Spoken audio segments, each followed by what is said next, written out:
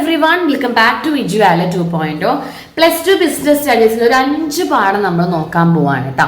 Important ആയ വളരെ പ്രധാനപ്പെട്ട ഒരു 5 പാഠങ്ങൾ നമ്മൾ ഈ ഒരു വീഡിയോയിൽ പഠിക്കാൻ പോവാണ്. എങ്ങനെയാണ് എക്സ്പ്ലനേഷൻ കൊടുക്കേണ്ടതെന്നൊക്കെ മിസ് ഇതിൽ കാണിച്ചു തരുന്നുണ്ട് കേട്ടോ ഈ 5 പാഠങ്ങളിൽ. പിന്നെ നമ്മളിപ്പോൾ അറിയാം മോഡൽ എക്സാമിന് ശേഷം നിങ്ങൾ നല്ല പോലെ പഠിച്ചു തുടങ്ങാം. ഇനി നമുക്ക് ഒരിക്കലും സമയമില്ല.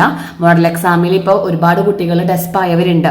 മാർക്ക് ഇപ്പോൾ ക്വസ്റ്റ്യൻ പേപ്പർ കിട്ടിയിട്ട് മിസ് എനിക്ക് ടോപ്പിക്കുകളൊന്നും അറിയില്ല, മിസ്സിൻ്റെ ഹെൽപ്പ് വേണം, ക്ലാസ്സുകൾ അവൈലബിൾ ആണോ എന്ന് ചോദിച്ചതുകൊണ്ട് മാത്രം നമ്മളൊരു ബാച്ച്, നമ്മുടെ ക്രാഷ് ബാച്ചുകളെല്ലാം നിങ്ങൾക്ക് റെക്കോർഡ് ക്ലാസ്സുകളായിട്ട് നമുക്ക് അവൈലബിൾ ആണ് ഇപ്പോൾ കയ്യിൽ. അതെല്ലാം നിങ്ങൾക്ക് മിസ് ഇട്ട് തരും. ഓരോ ചാപ്റ്റർ വൈസ് അല്ല, എല്ലാ സബ്ജക്റ്റും കൂടി 500 റുപ്പീസിനാണ് നിങ്ങൾക്ക് തരുന്നത്. ഒപ്പം മോഡൽ എക്സാമിന് ശേഷമുള്ള ഒരു 1 വീക്ക് നമുക്ക് അവിടെ കിടക്കുന്നുണ്ട് ഫൈനൽ എക്സാം വരെ. ഈ 1 വീക്കിൽ നമ്മൾ ഡെയിലി ക്ലാസ്സസ് ഉണ്ടായിരിക്കും. ഡെയിലി നമുക്ക് ഇമ്പോർട്ടൻ്റ് ആയ ഷുവർ ക്വസ്റ്റ്യൻസ് പഠിക്കാനുണ്ടായിരിക്കും, ഇമ്പോർട്ടൻ്റ് ആയ പാഠങ്ങൾ ഡിസ്കസ് ചെയ്യുന്ന ക്ലാസ്സുകൾ ഉണ്ടായിരിക്കും. ഒപ്പം തന്നെ നമ്മൾ മോഡൽ എക്സാമിൻ്റെ ക്വസ്റ്റ്യൻ പേപ്പറും ഡിസ്കഷൻ നടത്തും. അപ്പോൾ ഈ ഒരു ബാച്ചിലേക്ക് നിങ്ങൾക്ക് ജോയിൻ ചെയ്യണം. ഓരോ പാഠങ്ങളും ഏത് പഠിക്കണം എന്നറിയില്ല അല്ലേ, കുറച്ച് സമയം കൊണ്ട് കൂടുതൽ മാർക്ക് വാങ്ങണം നമുക്ക്. ഇനി അതാണ് നമുക്ക് പറ്റുക. അപ്പോൾ അങ്ങനത്തെ ഒരു ക്ലാസ് നിങ്ങൾക്ക് വേണമെന്നുണ്ടെങ്കിൽ നിങ്ങൾക്ക് ഇതിൽ ജോയിൻ ചെയ്യാം. 7907664613 എന്ന നമ്പറിലേക്ക് കോൺടാക്ട് ചെയ്ത് നിങ്ങൾക്ക് കംപ്ലീറ്റ് ഡീറ്റെയിൽസ് കിട്ടും കേട്ടോ. അഡ്മിഷൻ എത്രയും വേഗം എടുക്കാം. നമുക്കിനി വിരലിൽ എണ്ണാവുന്ന ദിവസങ്ങൾ മാത്രമേ ഫൈനൽ എക്സാമിനുള്ളൂ. ഓക്കെ, അപ്പോൾ നമുക്ക് 5 പാഠങ്ങൾ ഓരോന്നും ഏതൊക്കെ പാഠം മിസ് ആദ്യം കാണിച്ചു തരാം കേട്ടോ. ഫസ്റ്റത്തെ പാഠം nature and significance of management, principles of management, first chapter. Then the second chapter കൺസ്യൂമറിന്റെ റൈറ്റ്, ലാസ്റ്റ് ചാപ്റ്റർ ആണ്. ഫിനാൻഷ്യൽ മാനേജ്മെന്റ് 9th ചാപ്റ്റർ ആണ്. മാർക്കറ്റിംഗ് മാനേജ്മെന്റ് 11th ചാപ്റ്റർ ആണ്. അപ്പൊ ഈ ചാപ്റ്ററുകൾ മിസ് ഇപ്പൊ കാണിച്ചു തരുന്നത് ഓരോ പാഠം എന്താണെന്ന് അറിയാത്തവർക്ക് മെയിൻ ടോപ്പിക്കുകൾ ജസ്റ്റ് ഒന്ന് എക്സ്പ്ലനേഷൻ ആണ് തരുന്നത്. ഈ 5 പാഠം നിങ്ങൾ ഷുവർ ആയിട്ട് പഠിക്കണം, അതുകൊണ്ടാണ് നമ്മൾ എക്സ്പ്ലനേഷൻ തരുന്നത് കേട്ടോ. ഓക്കെ, അപ്പോൾ ഫസ്റ്റത്തെ പാഠം നമ്മൾ നോക്കാൻ പോവാണ്. Chapter 1 nature and significance of management. ഇതിൽ മാനേജ്മെന്റ് എന്താണെന്നും ഇമ്പോർട്ടൻസും ചോദിക്കാറുണ്ട്. Management that it is a group of activity which coordinate human resources, non-human resources in order to attain the objectives of the organization. പിന്നെ ഇതിൽ എന്തൊക്കെ ഇൻക്ലൂഡ് ചെയ്യുന്നുണ്ട്? Planning, organising, staffing, directing, controlling, എല്ലാ ഫംഗ്ഷൻസും include ചെയ്യുന്നുണ്ട്. ഇത് getting things done through others ആണ്. ഇതൊക്കെ നിങ്ങൾക്ക് എഴുതാം. Management is what A manager does. ഒരു മാനേജർ ചെയ്യുന്ന എല്ലാ കാര്യങ്ങളും ആണ് മാനേജ്മെന്റ് എന്ന് പറയുന്നത്. പിന്നീട് നമുക്ക് ഇതിന്റെ ഇമ്പോർട്ടൻസ് ചോദിക്കാറുണ്ട്. ഇമ്പോർട്ടൻസ് എന്ന് പറയുമ്പോൾ ക്യാരക്ടറിസ്റ്റിക്സ് അല്ല, ഇമ്പോർട്ടൻസ് വേറെയാണ്, ഫീച്ചേഴ്സ് വേറെയാണ്. ഇത് ക്യാരക്ടറിസ്റ്റിക്സ് അല്ലെങ്കിൽ ഫീച്ചേഴ്സ് എന്ന് ചോദിച്ചാൽ നമുക്ക് എഴുതാൻ പറ്റുന്നതാണ്. ഗോൾ ഓറിയന്റഡ് ആണ്, യൂണിവേഴ്സൽ ആണ്, മൾട്ടി ഡയമെൻഷൻ ആണ്, പിന്നെ കണ്ടിന്യൂസ് പ്രോസസ് ആണ്, ഗ്രൂപ്പ് ആക്ടിവിറ്റി ആണ്, ഡൈനാമിക് ആണ്, ഇൻടാഞ്ചിബിൾ ഫോഴ്സ് ആണ്. അപ്പൊ മാനേജ്മെന്റ് പറഞ്ഞാൽ ഇൻടാഞ്ചിബിൾ ആണ്, കണ്ടിന്യൂസ് ആണ്. അപ്പൊ അത് ഓരോ സെന്റൻസ് ആയിട്ട് എഴുതി ഇത് എക്സ്പ്ലെയിൻഡ് ചോദിച്ചു കഴിഞ്ഞാൽ ഗോൾ ഓറിയന്റഡ് എന്ന് എഴുതിയിട്ട് മാനേജ്മെന്റിൽ ആ പറഞ്ഞ ഡെഫിനിഷൻ നിങ്ങളോട് എഴുതി വെച്ചാൽ മതി. നിങ്ങൾക്ക് എന്താണ് മാനേജ്മെന്റിൽ അറിയുന്നത്? യൂണിവേഴ്സൽ എന്ന് വെച്ചാൽ എല്ലാ സ്ഥലത്തും ആവശ്യമാണ്, അതാണ് യൂണിവേഴ്സൽ. മൾട്ടി ഡയമെൻഷൻ എന്ന് വെച്ചാൽ ഇതിൽ വർക്കും പീപ്പിൾസും ഓപ്പറേഷൻസും എല്ലാം ഉണ്ട്. സോ മൾട്ടി ഡയമെൻഷൻ ലെവലാണ് ഇതിന്റെ ആക്ടിവിറ്റീസ് വരിക. അങ്ങനെ നിങ്ങളുടെ ഓൺ വേർഡ്സിൽ ഉണ്ടാക്കി എഴുതാം. ദെൻ ഒബ്ജക്റ്റീവ്സ് ഓർ ഇമ്പോർട്ടൻസ് ചോദിക്കും. ഒബ്ജക്റ്റീവ്സ് ഓഫ് മാനേജ്മെന്റ് ആണെങ്കിൽ നമുക്ക് 3 മാർക്കിനെ ചോദിക്കാറ്. 3 ഒബ്ജക്റ്റീവ്സ് ആണ്. ഓർഗനൈസേഷൻ ഒബ്ജക്റ്റീവ്സ് ഉണ്ട്, സോഷ്യൽ ഒബ്ജക്റ്റീവ്സ് ഉണ്ട്, പേഴ്സണൽ ഒബ്ജക്റ്റീവ്സ് ഉണ്ട്. ഓർഗനൈസേഷണൽ ഒബ്ജക്റ്റീവ്സ് എന്ന് വെച്ചാൽ എന്താ? Management is responsible for objectives of organisation. ആ കമ്പനിയുടെ ഒബ്ജക്റ്റീവ്സ് എന്താ? കമ്പനിയുടെ ഒബ്ജക്റ്റീവ്സ് സർവൈവൽ ഉണ്ടാവണം, ഗ്രോത്ത് ഉണ്ടാവണം, ആൻഡ് പ്രോഫിറ്റ് ഉണ്ടാവണം. അപ്പൊ ഇത് 3 അതിൽ എഴുതിയിട്ടുണ്ടാവണം. ഓക്കെ, ദെൻ പിന്നീട് സോഷ്യൽ ഒബ്ജക്റ്റീവ്സ് എന്ന് പറയുമ്പോൾ ക്വാളിറ്റി ഗുഡ്സ് കൊടുക്കുക റീസണബിൾ പ്രൈസിൽ, എൻവയോൺമെന്റിനെ പ്രൊട്ടക്ട് ചെയ്യുക, എംപ്ലോയ്മെന്റ് ഓപ്പർച്യൂണിറ്റീസ് കൊടുക്കുക, ബേസിക് ആയ എമ്യൂണിറ്റീസ് ലൈക്ക് ഹോസ്പിറ്റൽ, സ്കൂൾസ് അതിലേക്കൊക്കെ എന്തെങ്കിലും ഒന്ന് പ്രൊവൈഡ് ചെയ്ത് കൊടുക്കുക, ടാക്സ് കൊടുക്കുക ഗവൺമെന്റിന്, സൊസൈറ്റിയുമായി ബന്ധപ്പെട്ട കാര്യങ്ങളാണ് അതിൽ വരിക. പേഴ്സണൽ ഒബ്ജക്റ്റീവ്സ് എന്ന് പറഞ്ഞാൽ എന്താ? റെമ്യൂണറേഷൻ കൊടുക്കുക, നല്ല ഗുഡ് വർക്കിംഗ്, അതായത് നമ്മുടെ പേഴ്സൺസ്, ഹ്യൂമൻസ് ഓഫ് ഓർഗനൈസേഷനുമായി ബന്ധപ്പെട്ട ആൾക്കാർ. പിന്നെ മാനേജ്മെന്റിലൊക്കെ പാർട്ടിസിപ്പേറ്റ് ചെയ്യുക, ട്രെയിനിങ്ങും ഡെവലപ്മെന്റ് എല്ലാം കൊടുക്കുക. ഓക്കെ, പിന്നീട് നമുക്ക് ഈ 1ാം പാഠത്തിൽ നിങ്ങൾ പിന്നീട് പഠിക്കേണ്ട മെയിൻ ആയിട്ടുള്ള കാര്യം ഇമ്പോർട്ടൻസ് ഓഫ് മാനേജ്മെന്റ് ആണ്. ഇമ്പോർട്ടൻസ് നമുക്ക് ഉണ്ടാക്കി ഈ പറഞ്ഞ കാര്യങ്ങൾ ഇമ്പോർട്ടൻസ് ആയിട്ട് എഴുതാം. Achieving group goals, increase efficiency, dynamic organisation create ചെയ്യുന്നു, പേഴ്സണൽ ഒബ്ജക്റ്റീവ്സ് നടത്തുന്നു, സൊസൈറ്റീനെ ഡെവലപ്പ് ചെയ്യുന്നു. ഓക്കെ. പിന്നെ S A art, S A science ഒക്കെ ചോദിക്കാറുണ്ട്, ഇല്ല എന്നല്ല, 3 മാർക്കിനൊക്കെ ചോദിക്കും. അപ്പൊ എന്താണ് മാനേജ്മെന്റ് ചോദിച്ചിട്ട് ആർട്ടാണ്, സ്കോപ്പ് നേച്ചർ എന്നൊക്കെ ചോദിച്ചതാണ് കേട്ടോ എഴുതേണ്ടത്. ആർട്ടിന്റെ ഡെഫിനേഷൻ ഏതാ, മാനേജ്മെന്റ് ഓൾസോ ആർട്ടാണെന്ന് പറയാം. സയൻസിന്റെ ഡെഫിനേഷൻ എന്താണെന്ന് ഏതാ, സയൻസ് ആണെന്ന് പറയാം. മാനേജ്മെന്റ് പ്രൊഫഷൻ എന്താണെന്ന് ഏതാ, അതേപോലെ പറയാം. ദെൻ വളരെ ഇമ്പോർട്ടൻ്റ് ആയ ടോപ്പിക്കാണ് ലെവൽസ് ഓഫ് മാനേജ്മെന്റ് എന്ന് പറയുന്നത്. ലെവൽസ് ഓഫ് മാനേജ്മെന്റിൽ നമ്മൾ നോക്കേണ്ടത് top level, middle level and lower level. 3 ലെവലുകളാണ്, top, middle level, lower level and operation level എന്ന് വിളിക്കുന്നുണ്ട്.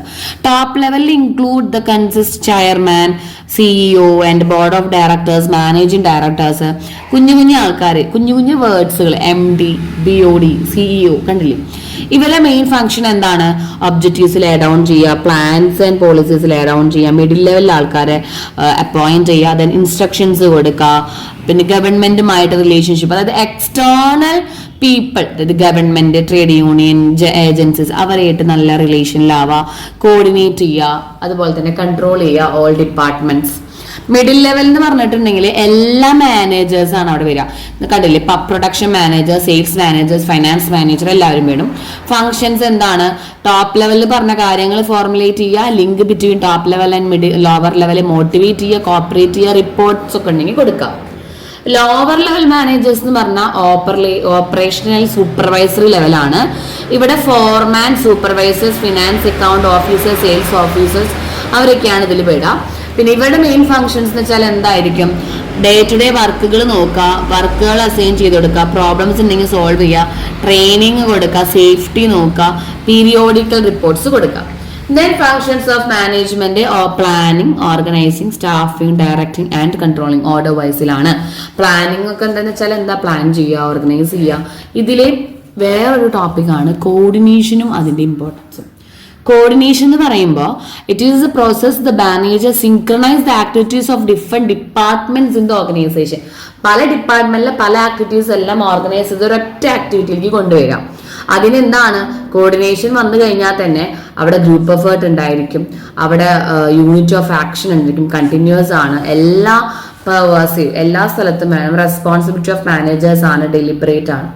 ഇമ്പോർട്ടൻസ് നോക്കുകയാണെങ്കിൽ എഫിഷ്യൻസി ഇൻക്രീസ് ചെയ്യാൻ സഹായിക്കുന്നു, അതർ ഫങ്ഷൻസ് എന്തൊക്കെ ചെയ്യണമെന്ന് സഹായിക്കുന്നു, ഡിഫറൻസിയേഷൻ നൽകാൻ, യൂണിറ്റി ആൻഡ് ഡൈവേഴ്സിറ്റി, സ്പെഷ്യലൈസേഷൻ.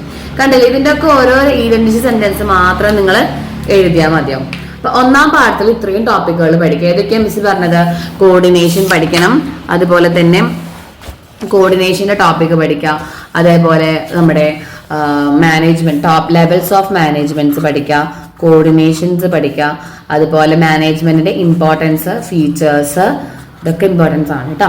ഇനി അടുത്ത പാഠം എന്ന് പറയുന്നത് മിസ് പറഞ്ഞ നിങ്ങളെ നെക്സ്റ്റ് ചാപ്റ്റർ എന്ന് പറയുന്നത് പ്രിൻസിപ്പിൾസ് ഓഫ് മാനേജ്മെന്റ് ആണ്. പ്രിൻസിപ്പിൾസ്, ഇവിടെ പ്രിൻസിപ്പിൾസ് ഓഫ് മാനേജ്മെന്റിൽ നിങ്ങൾ നന്നായി പഠിക്കേണ്ട ഒരു സംഭവമുണ്ട്. അത് ഫയോളിന്റെ 14 പ്രിൻസിപ്പിൾ ആണ്. ഓക്കെ, ഫയോളിന്റെ 14 പ്രിൻസിപ്പിൾ ആണ് നിങ്ങൾ നല്ലപോലെ പഠിക്കേണ്ടത്. അതിൽ നമുക്ക് ഏകദേശം ഒരു 8 എണ്ണം ഓണ്ട് എക്സ്പ്രഷൻ അറിയണം. ഓണ്ട് എക്സ്പ്രഷൻ എന്ന് വെച്ച് കഴിഞ്ഞാൽ നിങ്ങൾക്ക് ഇഷ്ടമുള്ള ഏതെങ്കിലും 8 എണ്ണം നിങ്ങൾക്ക് അവിടെ അറിഞ്ഞാൽ മതി, ഏതെങ്കിലും 8 എണ്ണം. ഡിവിഷൻ ഓഫ് വർക്ക് എളുപ്പമുള്ളതാണ്. എന്താണ്, ഒരു വലിയ വർക്കിനെ divide into small parts and each task should be assigned to some person. Authority responsibility വെച്ചാൽ എന്താ, അതോറിറ്റി എന്ന് വെച്ചാൽ റൈറ്റ് ടു ഗീവ് ഓർഡർ ആണ്, സബോർഡിനേറ്റിന് ഓർഡർ കൊടുക്കുക. റെസ്പോൺസിബിലിറ്റി എന്ന് വെച്ചാൽ എന്താ, perform the obligation to do the task. അതായത് റെസ്പോൺസിബിലിറ്റി എന്ന് വെച്ചാൽ എങ്ങനെയാണ് വർക്കേഴ്സ് ചെയ്യേണ്ടത് എന്നുള്ളതാണ് റെസ്പോൺസിബിലിറ്റി. ഡിസിപ്ലിൻ എന്താ, ഒബീഡിയൻസ് ഇൻ ഓർഗനൈസേഷൻ റൂൾസ് അനുസരിക്കാം. യൂണിറ്റി ഓഫ് കമാൻഡ് എന്ന് വെച്ചാൽ ഓൺലി വൺ സുപ്പീരിയർ ഓൺലി, അതായത് ഒരേ ഒരു സുപ്പീരിയറിൽ നിന്ന് മാത്രം കമാൻഡുകൾ സ്വീകരിക്കുന്നതാണ് unity of command. Unity of direction എന്ന് വെച്ചാൽ വൺ പ്ലാൻ, അതായത് ഒരേ ഒരു പ്ലാനിന്റെ കീഴിൽ തന്നെ എല്ലാവരും വർക്ക് ചെയ്യണം. Okay, then subordination of individual interest to group interest അല്ലെങ്കിൽ ജനറൽ ഇൻട്രസ്റ്റ് എന്ന് വെച്ചാൽ ഓരോ ഒറ്റയ്ക്കൊറ്റയ്ക്കായ വ്യക്തികളുടെ തീരുമാനങ്ങളെ ഗ്രൂപ്പായിട്ട് കൊണ്ടുവരാം. റെമ്യൂണറേഷൻ ആൻഡ് എംപ്ലോയീസ്, അത് എംപ്ലോയീസിന് നല്ല റെമ്യൂണറേഷൻ റീസണബിൾ പ്രൈസ് ആയിട്ട് കൊടുത്തിരിക്കണം. അതാണ് 7 എണ്ണം. ഇപ്പൊ 7 എണ്ണമാണ്. ഇനി നമുക്ക് കുറച്ചും കൂടി ഒരു 8 എണ്ണം 9 എണ്ണം 10 എണ്ണം ഒക്കെ നമുക്ക് ഇഷ്ടമുള്ളത് പഠിക്കാൻ പറ്റുന്നത് ഏതാണെന്നറിയോ? സ്കാല ചെയിൻ. സ്കാല ചെയിൻ എന്ന് പറഞ്ഞിട്ടുണ്ടെങ്കിൽ എന്താ, ഇതാണ് നിങ്ങൾ വെച്ചത് സ്കാല ചെയിൻ വരച്ച് വെക്കുക. അതായത് ഒഫീഷ്യൽ ലൈൻ ഓഫ് കമാൻഡ് ആണ്. ഇതിലൂടെ വേണം കമ്മ്യൂണിക്കേഷൻസ് എല്ലാം പാസ് ചെയ്യാനായിട്ട്. എമർജൻസീസ് വന്ന് നമുക്കിത് കട്ട് ചെയ്യാൻ നമ്മൾ ഗാങ് പ്ലാൻ എന്ന് വിളിക്കുന്നു. ഓക്കെ, പിന്നെ ഇതാ ഈ ഒരു ഫിഗറോടെ വരച്ച് വെക്കാം. Then order, equity, stability, initiative, esprit, de corps. ഇതൊക്കെ നിങ്ങൾക്ക് സിമ്പിൾ വണ്ണാണ്. ഓർഡർ എന്ന് വെച്ചാൽ എന്താണ്? അതായത് എല്ലാവർക്കും സ്യൂട്ടബിൾ പ്ലേസ് ഉണ്ടായിരിക്കണം. Everything have a space and everything should be keeped in that place. Equity എന്ന് വെച്ചാൽ all workers are equal and justice ആണ്. പാർഷ്യാലിറ്റി പാടില്ല. സ്റ്റെബിലിറ്റി എന്ന് വെച്ചാൽ എല്ലാ വർക്കേഴ്സിനെയും എപ്പോഴും മൂവ് ചെയ്യാൻ പാടില്ല, അവരുടെ ലേബർ ടേൺ ഓവർ കുറയ്ക്കണം. ഇനീഷ്യേറ്റീവ് എന്ന് വെച്ചിട്ടുണ്ടെങ്കിൽ അവരുടെ പ്ലാൻസ് ഇംപ്രൂവ് ചെയ്യാനായിട്ട് വർക്കേഴ്സിൻ്റെതായ ക്രിയേറ്റിവിറ്റി കൊണ്ടുവരാം. എസ്പിരിറ്റ്, ഡീകോപ്സ് എന്ന് വെച്ചാൽ യൂണിയൻ ഇൻ സ്ട്രെങ്ത് ആണ്. അപ്പൊ ഒരു 8 എണ്ണം, ഇപ്പൊ മിസ്സത്തിൽ ഒരു 10-14 എണ്ണം പറഞ്ഞു. ഈ 14 പ്രിൻസിപ്പിളിൽ നിങ്ങൾ ഒരു 8 എണ്ണം ഡെഫിനിഷൻ പ്രകാരം എക്സ്പ്ലെയിൻ ചെയ്യാൻ അറിയണം. ഓക്കെ, ഇതുപോലെ 2-3 സെന്റൻസ് മതി. പിന്നീട് ഈ പാഠത്തിൽ വളരെ വളരെ ഇമ്പോർട്ടൻ്റ് ആയിട്ട് പഠിക്കുന്ന ഒരു ടോപ്പിക് ഉണ്ട്. അതേതാന്ന് ചോദിച്ചു കഴിഞ്ഞാൽ ടെക്നിക്സ് ഓഫ് സയന്റിഫിക് മാനേജ്മെന്റിലെ ഫങ്ഷണൽ ഫോർമാൻഷിപ്പ് മാത്രം ചോദിക്കാറുണ്ട്. ഫങ്ഷണൽ ഫോർമാൻഷിപ്പ് എന്താണ്? Functional foremanship it is a technique which planning and execution are separate. പ്ലാനിങ്ങും എക്സിക്യൂഷനും 2 സെക്ഷൻ ആയിരിക്കണം. ഈ ക്ലാസിഫൈഡ് കൊണ്ടുവന്ന ആൾ FW ടൈലർ ആണ്. FW ടൈലർ ആണ് സയന്റിഫിക് മാനേജ്മെന്റും സയന്റിഫിക് ടെക്നിക്സും കൊണ്ടുവന്നത്. ഈ 3 ടോപ്പിക് ആണ് നിങ്ങൾ ഈ പാഠത്തിൽ നിന്ന് പഠിക്കേണ്ടത്. ഫയോളിന്റെ principle, scientific techniques, scientific management principles. Functional ഫോർമാൻഷിപ്പിൽ ഇതിനെ അദ്ദേഹം 8 സ്പെഷ്യലൈസ്ഡ് ഫോർമാറ്റിനെ കൊണ്ടുവന്നു. 2 സെക്ഷനായിട്ട് 2 ഡിപ്പാർട്ട്മെന്റ് ആയി തിരിച്ചു. പ്ലാനിങ്ങും പ്രൊഡക്ഷൻ ആയിട്ട് തിരിച്ചു. പ്ലാനിങ്ങിൽ ഓരോ 4 പേരും, പ്രൊഡക്ഷനിൽ 4 പേരും കൊണ്ടുവന്നു. ഡിവിഷൻ ഓഫ് വർക്ക് എന്ന് പറഞ്ഞ ആ ഒരു പ്രിൻസിപ്പിൾസിൽ നിന്നാണ് ഫങ്ഷണൽ ഫോർമാൻഷിപ്പ് ഉണ്ടായത്. ഓക്കെ, ഫങ്ഷണൽ ഫോർമാൻഷിപ്പ് ഉണ്ട്. ഇത്രയും കാര്യങ്ങൾ എഴുതിയിട്ട് ഈ ഒരു ഫിഗർ അവിടെ വരച്ചു വെക്കണം. ഈ ഒരു ഫിഗർ എന്ന് പറഞ്ഞാൽ നിങ്ങൾക്ക് അറിയാം എന്താണ്. ഫിഗർ കണ്ടില്ലേ? ഒരു ഫാക്ടറി മാനേജറിനെ 2 സെക്ഷനായിട്ട് തിരിക്കാം. Planning in charge, production in charge. പ്ലാനിങ്ങിൽ ഒരു 4 പേരും പ്രൊഡക്ഷനിൽ 4 പേരും. ഇവരെല്ലാവരും വർക്കേഴ്സ് ആണ്. പ്ലാനിങ്ങിൽ ആരൊക്കെയാണ്? Instruction clerk, route clerk, time and cost, disciplinarian. പ്രൊഡക്ഷനിൽ speed, gang, repair and inspector. Okay, വളരെ ഇമ്പോർട്ടൻ്റ് ആണ് കേട്ടോ, നമുക്ക് വരാറുണ്ട് എക്സാമിന്. അത് കഴിഞ്ഞാൽ ഇപ്പൊ ഇതൊന്നാമത്തെ ടെക്നിക്സ് ആണ്. അപ്പൊ 2ാമത്തെ ടെക്നിക്സ് പഠിക്കാം. 2ാമത്തെ ടെക്നിക്സ് എന്താ? സ്റ്റാൻഡർഡൈസേഷൻ ആൻഡ് സിംപ്ലിഫിക്കേഷൻ ആണ്. സ്റ്റാൻഡർഡൈസേഷൻ എന്ന് വെച്ചാൽ process of setting standard for every activity. Simplification എന്ന് വെച്ചിട്ടുണ്ടെങ്കിൽ eliminating unnecessary diversification of products. നമുക്ക് ആവശ്യമില്ലാത്ത കാര്യങ്ങളൊക്കെ എലിമിനേറ്റ് ചെയ്യാം. ആ 2 ലൈൻ മതി. മെത്തേഡ് സ്റ്റഡി എന്ന് വെച്ചാൽ best way of doing job കണ്ടുപിടിക്കാം. മോഷൻ സ്റ്റഡി എന്ന് വെച്ചിട്ടുണ്ടെങ്കിൽ movement of motion study. Time study എന്ന് പറഞ്ഞിട്ടുണ്ടെങ്കിൽ എത്ര ടൈം ഒരു പെർഫോം ചെയ്യാൻ എടുക്കുന്നുണ്ടെന്ന് കണ്ടുപിടിക്കാം. ഫാറ്റിക് സ്റ്റഡി എന്ന് വെച്ചാൽ ഫ്രീക്വൻസി ഓർ റെസ്റ്റ് ഇന്റർവെൽസ്. ഓരോ ജോലി കഴിഞ്ഞാൽ എത്ര ഇന്റർവെൽ ടൈം കൊടുക്കണം എന്ന് കണ്ടുപിടിക്കാം. ഡിഫറൻഷ്യൽ പീസ് വേജ് സിസ്റ്റം എന്ന് വെച്ചിട്ടുണ്ടെങ്കിൽ ഇവിടെ വേജ് പേയ്മെന്റ് 2 രീതിയിൽ നമുക്ക് കൊടുക്കാം.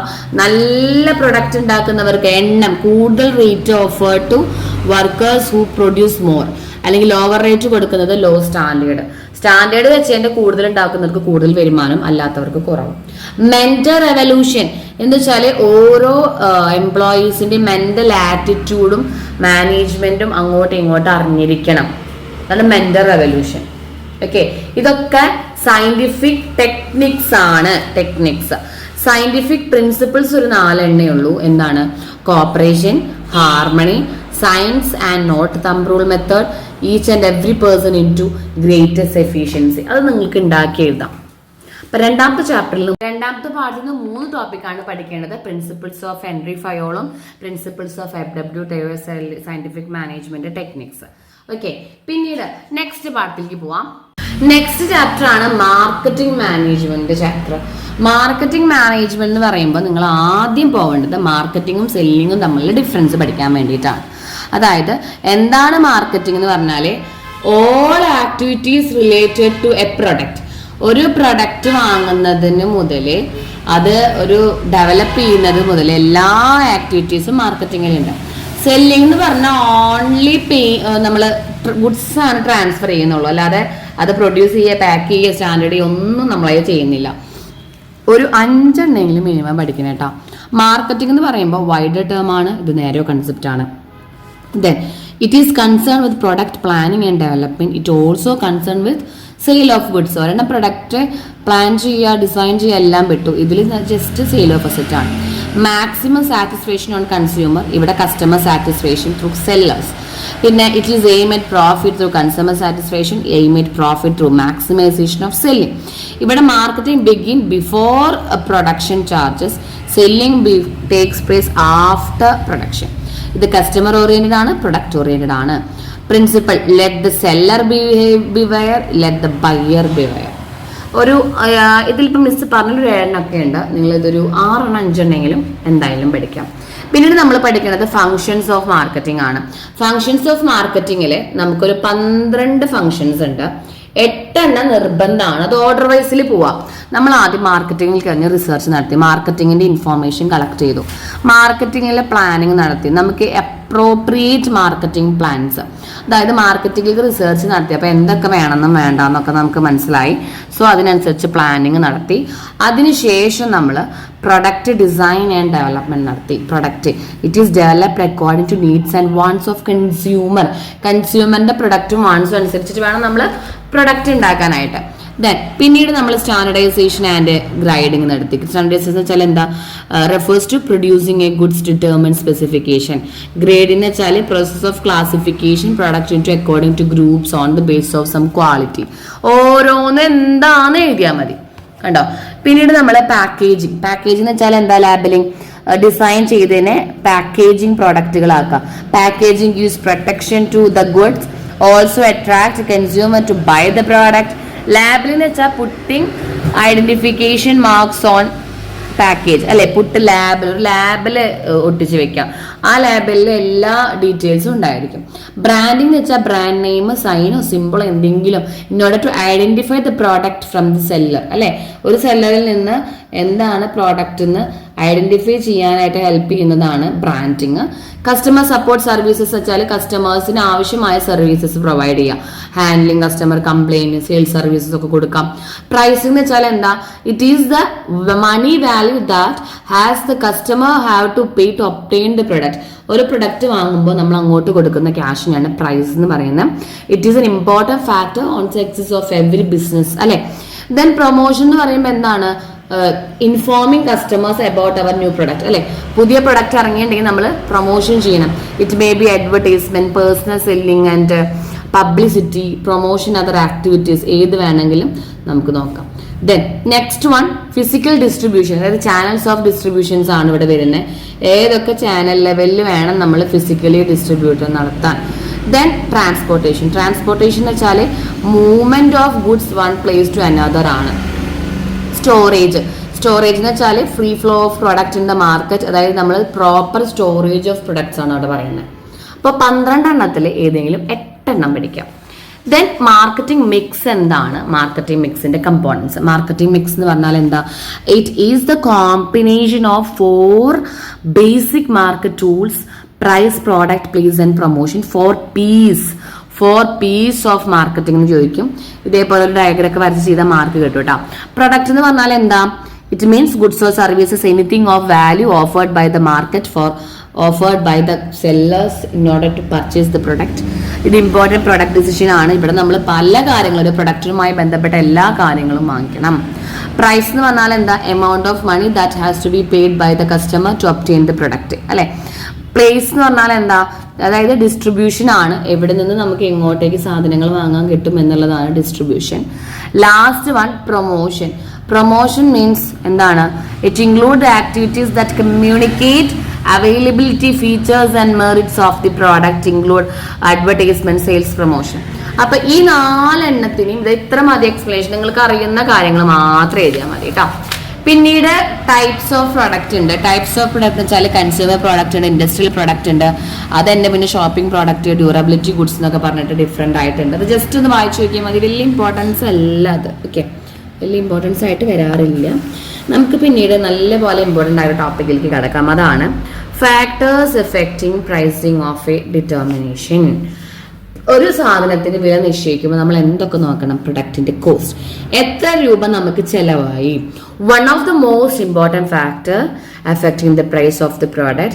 It includes different types of cost like fixed cost, variable cost, semi-variable cost, etc. Then demand. According to demand കൂടണമെങ്കിൽ വില കുറയ്ക്കണം, ഡിമാൻഡ് കുറയണമെങ്കിൽ വില കൂട്ടണം.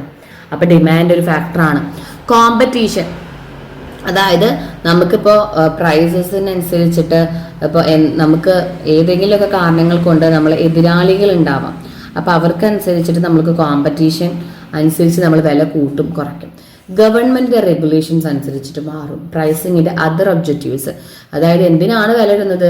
പ്രോഫിറ്റ് കൂട്ടാനാണോ, മാർക്കറ്റിന്റെ ഷെയർ വർദ്ധിക്കാനാണോ? അതിനനുസരിച്ചിട്ട് അതിന്റെ വിലയിൽ മാറ്റം വരും. അപ്പോൾ പ്രൈസിങ്ങിന്റെ ഒബ്ജക്റ്റീവ്സ് 4-5 എണ്ണം പഠിക്കാട്ടോ. പിന്നീട് നമ്മൾ ഈ പാഠത്തിൽ നോക്കാനായിട്ട് പോകുന്നത് പ്രൊമോഷണൽ മിക്സ് എന്താണ്. പ്രൊമോഷൻ ചെയ്യാനായിട്ട് അഡ്വർടൈസ് ചെയ്യാം, publicity, personal selling and sales promotion. ഇതിലെ അഡ്വർടൈസ്മെന്റ് ആണ് വളരെ ഇമ്പോർട്ടൻറ്റ് വൺ. അഡ്വർടൈസ്മെന്റ് വെച്ചാൽ non personal paid form of promotion ആണ്. അവിടെ ഐഡിയാസും ഗുഡ്സും എല്ലാം നമ്മളൊരു സ്പോൺസർ വെച്ചൊരു ഐഡന്റിഫൈഡ് സ്പോൺസർ വെച്ചിട്ടാണ് നമ്മൾ ചെയ്യുന്നത്. അഡ്വാൻറ്റേജസ് ചോദിച്ചാൽ നമുക്ക് പല ആൾക്കാർക്ക് അഡ്വാൻറ്റേജസ് ഉണ്ട്. മാനുഫാക്ചേഴ്സിന് അഡ്വാൻറ്റേജസ് ഉണ്ട്, സൊസൈറ്റിക്ക് അഡ്വാൻറ്റേജസ് ഉണ്ട്, അതുപോലെ തന്നെ കൺസ്യൂമറിന് അഡ്വാൻറ്റേജസ് ഉണ്ട്. അപ്പോൾ മാനുഫാക്ചർക്ക് എന്താ, അവരുടെ പ്രൊഡക്റ്റ് ഇൻട്രൊഡ്യൂസ് ചെയ്യാൻ പറ്റുന്നു, കസ്റ്റമേഴ്സിനെ കൊണ്ട് വാങ്ങിപ്പിക്കാൻ പറ്റുന്നു, അവരുടെ സെയിൽ ഇൻക്രീസ് ചെയ്യാം, ഗുഡ് വില് കൂട്ടും. അപ്പം നിങ്ങൾ ഇങ്ങനെ പഠിക്കുക, സെയിൽ കൂടിയാൽ ഗുഡ് വില് കൂടി, കോമ്പറ്റീഷൻ ഫേസ് ചെയ്യാൻ പറ്റി, പ്രോഫിറ്റ് കൂടി. 4 point. Sale increased, profit increase, competition face ചെയ്യാൻ പറ്റി, ഗുഡ് വിൽ ഇൻക്രീസ് ചെയ്യാൻ പറ്റി, കസ്റ്റമേഴ്സിന് വാങ്ങാൻ പറ്റി, നമ്മുടെ പ്രൊഡക്റ്റ് പരിചയപ്പെടുത്താൻ പറ്റി. കൺസ്യൂമേഴ്സിന്റെ ഗുണം എന്താ? To know about the product. നമുക്ക് പുതിയൊരു പ്രൊഡക്റ്റ് വന്നു എങ്കിൽ നമുക്ക് അറിയാൻ സാധിക്കുന്നു. പിന്നെ പർച്ചേസ് ചെയ്യാൻ, ബെറ്റർ പ്രൊഡക്റ്റ് പർച്ചേസ് ചെയ്യാൻ പറ്റുന്നു, സ്റ്റാൻഡേർഡ് ഓഫ് ലിവിങ് ഇൻക്രീസ് ചെയ്യാൻ പറ്റുന്നു, എഡ്യൂക്കേഷൻ നൽകുന്നു പ്രൊഡക്റ്റിനെ കുറിച്ച്. സൊസൈറ്റിക്കുള്ള ഗുണം എന്താ? എംപ്ലോയ്മെന്റ് ഓപ്പർച്യൂണിറ്റീസ് കൊടുക്കുന്നു, മെയിൻ ഒരു സോഴ്സ് ഓഫ് ഇൻകം ആണ് സോഷ്യൽ മീഡിയയുടെ ഒക്കെ. പിന്നെ ഡെവലപ്പ് ചെയ്യാൻ സാധിക്കുന്നു, reduce the number of middlemen. അല്ലെ, അഡ്വർടൈസ്മെന്റ് കണ്ട് ഡയറക്റ്റ് പോയിട്ട് വാങ്ങാം, അല്ലാണ്ട് മിഡിൽമെൻസിന്റെ ആവശ്യമില്ല. ഇനി ഇങ്ങനെയൊക്കെ ഉണ്ടെങ്കിൽ കൂടിയും കുറച്ച് ഡീമെറിറ്റ്സ് ഓർ ഒബ്ജെക്ഷൻസ് ഉണ്ട്. ആ ഒബ്ജെക്ഷൻസ് നിങ്ങൾ പഠിക്കണം. Some advertisement encourage the consumers buy unwanted goods. ചില പരസ്യങ്ങൾ ആവശ്യമില്ലാത്ത സാധനങ്ങൾ വരെ നമ്മളെ കൊണ്ട് വാങ്ങിപ്പിക്കാൻ പ്രേരിപ്പിക്കുന്നതാണ്. Most of advertisement are misleading ആണ്, മൊണോപ്പൊളി ക്രിയേറ്റ് ചെയ്യുന്നു, പിന്നെ നമ്മുടെ പ്രൈസിന്റെ പ്രൊഡക്റ്റിന്റെ വില ഇൻക്രീസ് ചെയ്യാൻ നോക്കുന്നു, ഒപ്പം തന്നെ ഇൻഫീരിയർ പ്രൊഡക്റ്റിന് മാത്രം ഡിപ്പെൻഡ് ചെയ്യുന്നത് കുറയുന്നു. ദെൻ സോഷ്യൽ ആൻഡ് എത്തിക്കൽ വാല്യൂസിനെ നിലവാരമില്ലാതാക്കുന്ന രീതിയിലുള്ള എന്തും കൂടി ഉണ്ട് അഡ്വർടൈസ്മെന്റുകൾ നമുക്ക് കാണാൻ സാധിക്കും. ഓക്കെ, പിന്നീട് നിങ്ങൾ പഠിക്കേണ്ടത് പേഴ്സണൽ സെല്ലിങ്ങും അതുപോലെ തന്നെ അഡ്വർടൈസ്മെന്റും തമ്മിലുള്ള ഡിഫറൻസ്. അഡ്വർടൈസ്മെന്റ് ഇംപേഴ്സണൽ ആണ്, പേഴ്സണൽ സെല്ലിംഗ് പേഴ്സണൽ ആണ്. Inflexible, highly flexible, same message എല്ലാവർക്കും, മാസ് റീച്ച് ആണ്, ഇത് ലിമിറ്റഡ് റീച്ച് ആണ് കേട്ടോ. Cost per person very low ആണ്, കോസ്റ്റ് പെർ പേഴ്സൺ കൂടുതലായിരിക്കും. Then techniques of sales promotion activities വളരെ ഇമ്പോർട്ടന്റ് ആണ്. Rebate, discount, refund, free gift, quantity gift, കോൺടെസ്റ്റുകൾ, മണി റീഫണ്ട്, സാമ്പിൾസ്, ഇതൊക്കെ നിങ്ങൾക്ക് അറിയാം. റിബേറ്റ് എന്ന് വെച്ചാൽ വില കുറച്ച് കൊടുക്കുക, ഡിസ്കൗണ്ട് മാക്സിമം റീറ്റെയിൽ പ്രൈസിന് ഇത്ര പെർസെന്റേജ് കൊടുക്കുക, റീഫണ്ട് എന്ന് വെച്ചാൽ തിരിച്ച് നമ്മൾ പൈസ കൊടുക്കുക യൂസ് ഇല്ല എങ്കിൽ, ഫ്രീ ഗിഫ്റ്റുകൾ ഇത്ര രൂപയ്ക്ക് വാങ്ങിയ ഇത് gift, quantity gift percentage 25% extra എന്നൊക്കെ പറഞ്ഞു കൊടുക്കുന്നതാണ് ക്വാണ്ടിറ്റി ഗിഫ്റ്റ്. അങ്ങനെ ഒരു 6 എണ്ണം എങ്ങനെയും പഠിച്ചിരിക്കാം. അപ്പൊ ഇത്രയും ടോപ്പിക്കുകളാണ് ഈ പാഠത്തിൽ നിങ്ങൾ നോക്കേണ്ടത്. നമുക്ക് നെക്സ്റ്റ് ചാപ്റ്ററിലേക്ക് കിടക്കാം. Next consumer protection. ഈ പാഠത്തിലെ നമുക്കൊരു 6-7 മാർക്കാണ് വെയിറ്റേജ് ഉള്ളൂ എങ്കിലും നിങ്ങൾ പഠിക്കേണ്ട മെയിൻ കാര്യങ്ങളൊന്ന് പറഞ്ഞു തരാം. കുറച്ച് കുട്ടികൾ പറഞ്ഞിട്ടുണ്ട് മിസ് ഈ പാഠത്തിന് എന്താ വരിക. ആദ്യം നിങ്ങൾ കൺസ്യൂമറിന്റെ റൈറ്റ് പഠിക്കണം. കൺസ്യൂമർ റൈറ്റ് എന്ന് പറയുമ്പോൾ നമുക്കൊരു 6 റൈറ്റ് ഉണ്ട്. Right to safety, right to be inform, right to choose, right to be heard, right to seek redressal, right to consumer education. Safety എന്ന് പറഞ്ഞാൽ നമ്മൾ സാധനം വാങ്ങിക്കഴിഞ്ഞാൽ ആ ഗുഡ്സ് ആൻഡ് സർവീസസ് എല്ലാം പ്രൊട്ടക്റ്റഡ് ആയിരിക്കണം. Hazardous to life and to health. നമ്മുടെ ലൈഫിനും ഹെൽത്തിനും ഹസാർഡ് ചെയ്യുന്ന പ്രൊഡക്റ്റുകൾ ഉണ്ടാവാൻ പാടില്ല. എങ്ങാനും അങ്ങനെ ഉണ്ടെങ്കിൽ നമുക്ക് കേസ് കൊടുക്കാം. സോ എന്താണ് റൈറ്റ് ടു ഹേർഡ്, കേസ് കൊടുക്കാനുള്ള അവകാശമുണ്ട്, നഷ്ടപരിഹാരം വാങ്ങാനുള്ള അവകാശമുണ്ട്, കൺസ്യൂമർ എഡ്യൂക്കേഷനുള്ള അവകാശമുണ്ട്, റൈറ്റ് ടു ചൂസ്, ഏത് സാധനങ്ങളും നമുക്ക് സെലക്ട് ചെയ്യാനുള്ള അവകാശമുണ്ട്, നമുക്ക് ഒരു പ്രൊഡക്റ്റ് വാങ്ങുമ്പോൾ അതിന്റെ ക്വാളിറ്റി, ക്വാണ്ടിറ്റി, മാനുഫാക്ചറിംഗ് ഡേറ്റ് എല്ലാം അറിയാനുള്ള അവകാശമുണ്ട്. ഫസ്റ്റ് നിങ്ങളിത് പഠിക്കാം. പിന്നീട് നിങ്ങൾ പഠിക്കേണ്ടത് എന്താണ് കൺസ്യൂമർ പ്രൊട്ടക്ഷൻ ആക്ട് 1986. എന്താണ്? It is act passed 1986 and it will come in to force 1st July 1987. Main objective എന്ന് വെച്ചിട്ടുണ്ടെങ്കിൽ all round protection to customers, effective safeguard against exploitations and simple speed inexpensive redressal transactions. അതൊക്കെയാണ് അവിടെ നടക്കുന്നത്. പിന്നെ ഇതിന് പുറമെ ഏതൊക്കെ ആക്ടുകൾ നിലവിലുണ്ട്? ഇത് അധികം വരാറില്ല, ജസ്റ്റ് നോക്കാം. സെയിൽ ഓഫ് ഗുഡ്സ് ആക്ട് ഉണ്ട്, ഇന്ത്യൻ കോൺട്രാക്ട് ആക്ട് ഉണ്ട്, എസെൻഷ്യൽ കമ്മ്യൂണിറ്റി ആക്ട് ഒക്കെ നിലവിലുണ്ട്. പിന്നെ നമ്മളിപ്പോൾ കംപ്ലൈന്റ് കൊടുത്തു കഴിഞ്ഞാൽ നമുക്ക് redressal agencies under consumer act. ഈ കൺസ്യൂമർ ആക്ട് പ്രകാരം നമുക്ക് 3 റിഡ്രസൽ ഏജൻസീസ് ഉണ്ട്: district, state and national level. District forum എന്ന് വെച്ചാൽ ഓരോ ഡിസ്ട്രിക്റ്റിലും ഉള്ള ഒരു ഫോറാണ്. ഇവിടെ consist of A president and 2 members ആയിരിക്കും. ഇവിടെ നമുക്ക് കംപ്ലൈന്റ് കൊടുക്കാൻ പറ്റുക value of goods or services that are compensation claim not exceed 20 lakh. 20 lakh രൂപ വിലയുള്ളത് മാത്രം നമുക്ക് ഡിസ്ട്രിക്റ്റിൽ കൊടുക്കാനായിട്ട് പറ്റുള്ളൂ. ഇനി ഇവിടെ നമ്മൾ കൊടുത്തു കഴിഞ്ഞാൽ നമുക്ക് അവരുടെ ആ ഒരു തീരുമാനത്തോട് നമുക്ക് agree parties not satisfied, we can go state level in the form of an appeal within 30 days. 30 days നമുക്ക് ഈ വിധി വന്ന ശേഷം 30 ദിവസം കൊണ്ട് നമുക്ക് അടുത്തതിലേക്ക് അപ്പീൽ വഴി പോവാം. സ്റ്റേറ്റ് കമ്മീഷൻ എന്ന് പറഞ്ഞാൽ എന്താണെന്നറിയോ? ഇത് ഓരോ സ്റ്റേറ്റിലുണ്ടാവും. ഇവിടെ ഒരു പ്രസിഡന്റും 2 members ഉണ്ടായിരിക്കും. ഇവിടെ നമുക്ക് കംപ്ലൈന്റ് കൊടുക്കാൻ പറ്റുന്ന വാല്യൂ ഓഫ് ഗുഡ്സ് 20 lakh മുതൽ 1 crore വരെയാണ്. ഇവിടെ നമുക്ക് അഗ്രീഡ് പാർട്ടിക്ക് സാറ്റിസ്ഫാക്ഷൻ കിട്ടിയില്ല എങ്കിൽ നമുക്ക് നാഷണൽ കമ്മീഷന് വേണ്ടിയിട്ട് അപ്പീൽ കൊടുത്തു പോവാം. നാഷണൽ കമ്മീഷൻ എന്ന് വെച്ചാൽ എന്താ? ഇത് ഗവൺമെന്റിന്റെ തന്നെയാണ്, സെൻട്രൽ ഗവൺമെന്റിന്റെയാണ്. അവിടെ 4 members ഉണ്ടാവും. ഇവിടെ മോർ ദാൻ 1 crore വാല്യൂസ് ഉള്ള പ്രൊഡക്റ്റുകളാണ് കൊടുക്കുക. ഇവിടെ നമുക്ക് 30 days അപ്പീൽ കൊടുത്തു പോകാൻ പിന്നീട് പറ്റുന്നത് സുപ്രീം കോടതിയിലേക്കാണ്. അങ്ങനെ 3 തരം റിഡ്രസൽ ഏജൻസീസ് ഉണ്ട്. പഠിക്കാം എന്തൊക്കെ റിലീഫാണ് കസ്റ്റമേഴ്സിന് നമുക്ക് കിട്ടുക. Remedies, which remedies are to be provided to customers against their complaint. എങ്ങനെയൊക്കെയാണ് കംപ്ലൈന്റ് കൊടുത്താൽ നമുക്ക് കിട്ടുക? നമുക്ക് ഗുഡ്സിന്റെ ഡെഫിഷ്യൻസി മാറ്റാം, ആ ഡിഫക്റ്റീവ് പ്രൊഡക്റ്റിന് പകരം വേറൊരു പ്രൊഡക്റ്റ് വാങ്ങാം, റീഫണ്ട് ചെയ്യാം, പിന്നെ റീസണബിൾ എമൗണ്ട് ഓഫ് കോമ്പൻസേഷൻ, നഷ്ടപരിഹാരം കൊടുക്കാം, പിന്നെ to discontinue unfair trade practices, ഇനി ഒരിക്കലും അങ്ങനെ ഉണ്ടാവില്ല എന്ന് പറയാം. ഹസാർഡസ് ഗുഡ്സുകൾക്കെല്ലാം എടുത്തു കളയാൻ നമുക്ക് പറ്റും. കംപ്ലൈന്റ് കൊടുത്താൽ അങ്ങനത്തെ ഗുഡ്സുകളൊക്കെ എല്ലാവരും തപ്പിയെടുത്ത് കളയും. പിന്നെ withdraw hazardous goods for sale, അത് സെയിലൊക്കെ നടത്തുമ്പോൾ നമുക്ക് പ്രശ്നമായി വരുന്നതിനൊക്കെ എടുത്ത് മാറ്റിക്കളയാം. ടു ഇഷ്യൂ കറക്റ്റീവ് അഡ്വർടൈസ്മെന്റ്, അതായത് നുണ പറഞ്ഞിട്ടുള്ള അഡ്വർടൈസ്മെന്റ് ഒക്കെ മാറ്റാൻ സാധിക്കും. ഇത്രയും റിലീഫുകൾ നമുക്ക് കൊടുക്കാൻ പറ്റും. ഇത്രയൊക്കെയാണ് ഈ പാഠത്തിൽ നിന്ന് നിങ്ങൾ ഇമ്പോർട്ടൻ്റ് ആയിട്ട് പഠിക്കേണ്ടത് കൺസ്യൂമർ പ്രൊട്ടക്ഷനിൽ നിന്ന്. ഓക്കെ, നെക്സ്റ്റ് ചാപ്റ്റർ നോക്കാം. അടുത്ത പാഠം ഫിനാൻഷ്യൽ മാനേജ്മെന്റ് ആണ്. ഈ പാഠം പഠിച്ച് മറക്കുന്നവരും പഠിച്ച് കിട്ടാത്തവരൊക്കെ ഉണ്ട്. ഇവിടെ നിങ്ങൾ ആദ്യം പഠിക്കേണ്ടത് എന്താണെന്നറിയോ? 2 ഒബ്ജക്റ്റീവ്സ് ഓഫ് ഫിനാൻഷ്യൽ എന്താണ് ഫിനാൻഷ്യൽ മാനേജ്മെന്റ് നോക്കിക്കോളൂ. നമുക്ക് 2-3 മാർക്കിനൊക്കെ ചിലപ്പോൾ ചോദിക്കൂട്ടാ. It is the optimum procurement as well as usage of finance. എവിടുന്നൊക്കെ പണം കിട്ടുന്നെങ്കിൽ ശേഖരിക്കുക, നന്നായി യൂസ് ചെയ്യുക. അതായത് optimal requirement, different available resources, നമുക്ക് പല രീതിയിൽ നിന്ന് പണം വാങ്ങാം. അതിൽ ഏറ്റവും വില കുറഞ്ഞ, കോസ്റ്റ് കുറഞ്ഞിട്ടുള്ള വഴികൾ, ലോൺ എടുക്കാം, ഷെയർസ് ഇഷ്യൂ ചെയ്യാം, ഡിബഞ്ചേഴ്സ് എടുക്കാം. അപ്പോൾ എവിടുന്നൊക്കെ ഫണ്ട് വാങ്ങാൻ പറ്റുന്നത് വാങ്ങാം, അതെങ്ങനെ എഫക്റ്റീവായിട്ട് യൂസ് ചെയ്യാം. 2 ഒബ്ജക്റ്റീവാണ് ഉള്ളത്. നമുക്ക് wealth മാക്സിമൈസേഷനും profit മാക്സിമൈസേഷനും.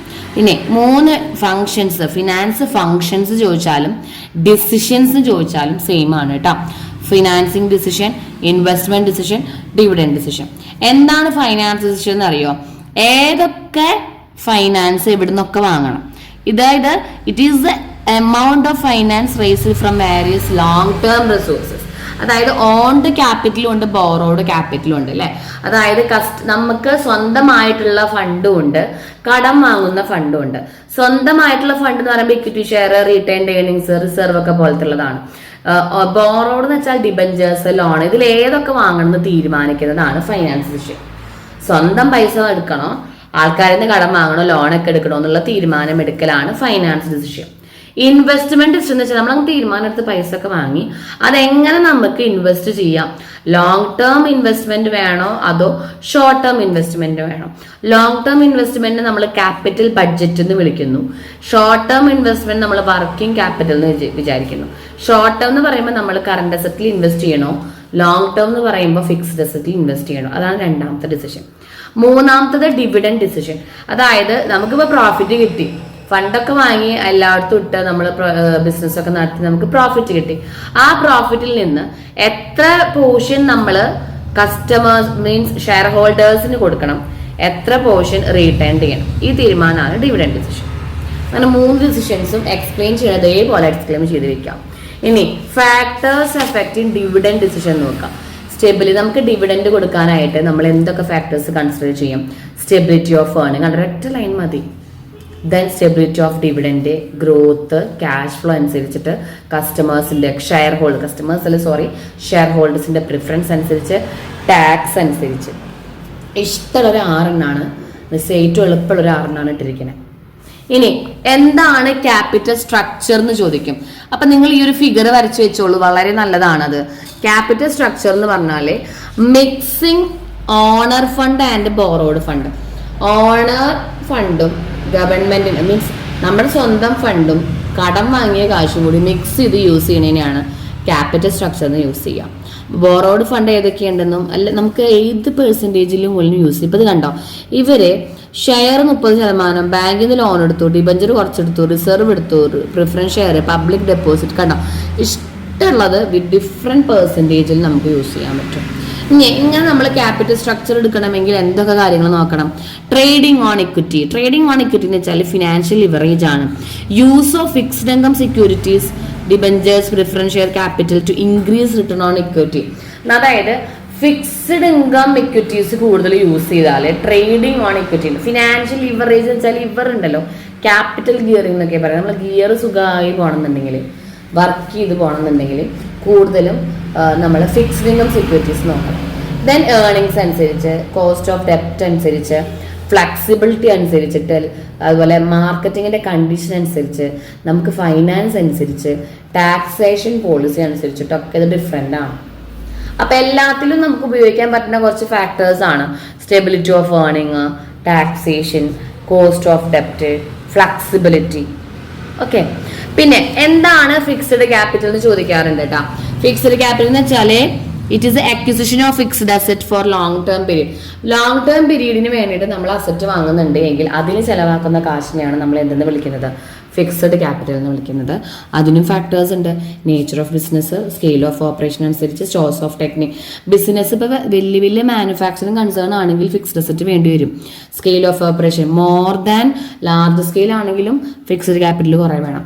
Techniques, labour techniques എല്ലാം നമ്മൾ ക്യാപിറ്റൽ ഇൻറ്റൻസീവ് ആണെച്ചെങ്കിൽ ഒരുപാട് ക്യാപിറ്റൽ വേണ്ടി വരും. ടെക്നോളജി അപ്ഗ്രേഡ് ചെയ്യണമെങ്കിൽ കുറേ വേണം. ഗ്രോത്ത് അനുസരിച്ചിട്ട് കുറേ വേണം. അങ്ങനെ ഒരു 5 എണ്ണം. ഇനി വർക്കിംഗ് ക്യാപിറ്റൽ എന്ന് വെച്ചാൽ എന്താ? അതായത് it is investing current asset ആണ്. ഡേ ടു ഡേ വർക്കിംഗ് ആണ് നമ്മളിത് അറിയണേ. ഇതിന് നമുക്ക് പെട്ടെന്ന് കറന്റ് അസറ്റ് എന്ന് വെച്ചാൽ പെട്ടെന്ന് ക്യാഷിലേക്ക് കൺവേർട്ട് ചെയ്യാൻ പറ്റും വിത്തിൻ 1 ഇയറിൽ. അതിൽ 2 ടൈപ്പ് ഉണ്ട്. ഗ്രോസ് വർക്കിംഗ് ക്യാപിറ്റൽ എന്ന് വെച്ചാൽ കറന്റ് അസറ്റിന്റെ ടോട്ടലാണ്. നെറ്റ് വർക്കിംഗ് ക്യാപിറ്റൽ എന്ന് വെച്ചാൽ current asset minus current liabilities. നമുക്ക് 1 മാർക്കിന് ചോദിക്കാറുണ്ട് കേട്ടോ അത്. പിന്നെ കറന്റ് അസറ്റിന്റെ പോലെ തന്നെ വർക്കിംഗ് ക്യാപിറ്റൽ, അപ്പൊ ഇത് കറന്റ് അസറ്റ് വാങ്ങാനുള്ള സാധനങ്ങളും നമുക്ക് ഒരുപാട് ഫാക്ടേഴ്സ് ഉണ്ട്. 5-8 എണ്ണം പഠിക്കാം. Nature of business, scale of operation, business cycle അനുസരിച്ചിട്ട് മാറും. സീസണൽ ഫാക്ടേഴ്സ്, പ്രൊഡക്ഷന്റെ cycle, credit policy, operational efficiency, raw മെറ്റീരിയലിന്റെ അവൈലബിലിറ്റി അനുസരിച്ചിട്ടൊക്കെ ഇതിന്റെ ഫണ്ടിന്റെ ആവശ്യകതയും വ്യത്യാസം ഉണ്ടായിരിക്കും. അപ്പൊ ഈ scale of operation, nature of business ഒക്കെ എല്ലാത്തിലും അപ്ലൈ ചെയ്യാൻ പറ്റുന്ന ടോപ്പിക്കാണ്. ദെൻ കറന്റ് അസറ്റും ഫിക്സ്ഡ് അസറ്റും കറന്റ് അസറ്റും അതിന്റെ അമൗണ്ടിന് നമ്മൾ വിളിക്കുന്ന പേര് ഫിക്സ്ഡ് ക്യാപിറ്റൽ, വർക്കിംഗ് ക്യാപിറ്റൽ. ഇവ തമ്മിലുള്ള ഡിഫറൻസ് ചോദിക്കാറുണ്ട്. ഫിക്സ്ഡ് ക്യാപിറ്റൽ എന്ന് വെച്ചാൽ ലോങ് ടേം പീരീഡ് ആണ്. Working capital short term period ആണ്. പിന്നെ ഇത് നമുക്ക് ഫിക്സ്ഡ് ക്യാപിറ്റൽ എന്ന് വെച്ചാൽ can be convert into cash immediately. ഇത് നമുക്ക് പെട്ടെന്ന് കൺവേർട്ട് ചെയ്യാൻ പറ്റും. ഇത് ഫിക്സ്ഡ് അസറ്റിൽ ഇൻവെസ്റ്റ് ചെയ്യുന്ന ക്യാഷാണ്. ഇത് കറന്റ് അസറ്റിലാണ്. ഒരു 4 എണ്ണം പഠിച്ചാൽ മതി 4 മാർക്കിന്. അപ്പോൾ ഈ 5 പാഠങ്ങൾ, ഏതൊക്കെ 5 പാഠങ്ങളാണ് മിസ് പറഞ്ഞത്? ഈ 5 പാഠങ്ങൾ നമ്മൾ വേഗം പഠിച്ചിട്ടുണ്ട്. നിങ്ങൾ പഠിക്കാത്ത സ്റ്റുഡൻസ് ഒക്കെ ഉണ്ടെങ്കിൽ വേഗം നോക്കുക, എത്രയും വേഗം കുറഞ്ഞ ടൈമിൽ കൂടുതൽ മാർക്ക് വാങ്ങാനായിട്ട് ശ്രദ്ധിക്കുക. ആർക്കെങ്കിലും മിസ്സിൻ്റെ ബാച്ചിൽ ജോയിൻ ചെയ്യുന്നുണ്ടെങ്കിൽ കോൺടാക്ട് ചെയ്യാം കേട്ടോ. Okay every one, thank you so much.